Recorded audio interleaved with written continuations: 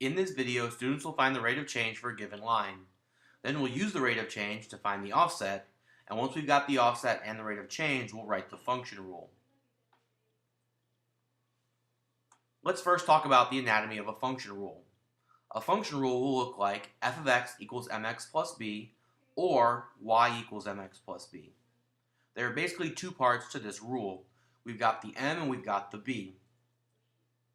M is the rate of change, and we calculate the rate of change from the table or the graph that we're given. We learned how to do this in the previous video. B is the offset, and the offset is the initial value of the function when x is equal to 0. We can also find this by figuring out where our line crosses the y-axis. So let's do an example of how we would write the function rule. The table below shows the number of months and the amount saved.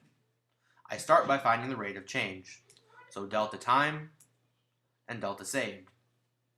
I take the ratio of the two, 2,500 over 5, and I end up getting $500 per month as my rate of change. So I take that and I'm going to take my original table, I'm going to make it into a 3-column table by putting a column in the middle, like so. The equation f of x equals mx plus b will go in the middle, and we will eventually fill in the values for m and b. Because I know that the rate of change is 500, I'm going to replace m with 500. So far my equation looks like f of x equals 500x plus b. Now I have to find the offset. So I take my function rule, and I multiply 500 by the 3 that I'm going to replace x with. So 500 times 3 gives me 1,500. Now the number that I want to get to is the amount that I've got saved, which is 1,700. So what do I do to 1,500 to make it 1,700? Well, I would have to add 200. So on this line, my offset is 200. Let's try again on the second line just to make sure that I also get an offset of 200. So 500 times 8 gives me 4,000, but I want to be at 4,200. So I have to add 200 to get to 4,200. So I can safely say that my offset is indeed plus 200. So the final function for this table is f of x equals 500x plus 200. Now let's find the function rule for the following graph. We start by finding the rate of change, which comes from the rise and the run. So I put 2 points on my graph, and any 2 points will do as long as they cross at grid lines.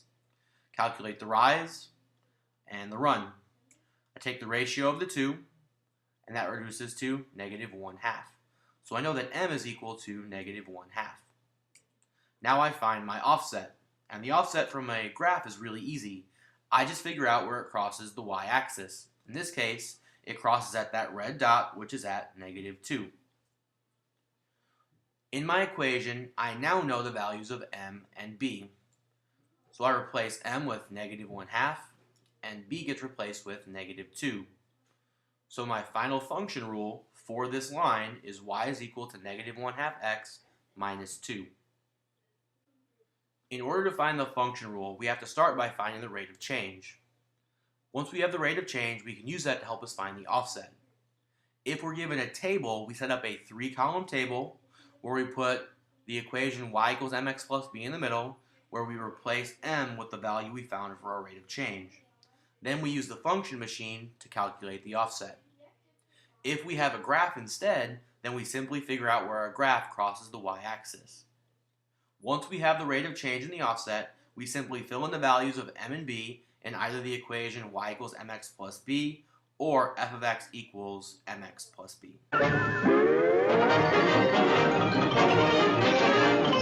That's all, folks.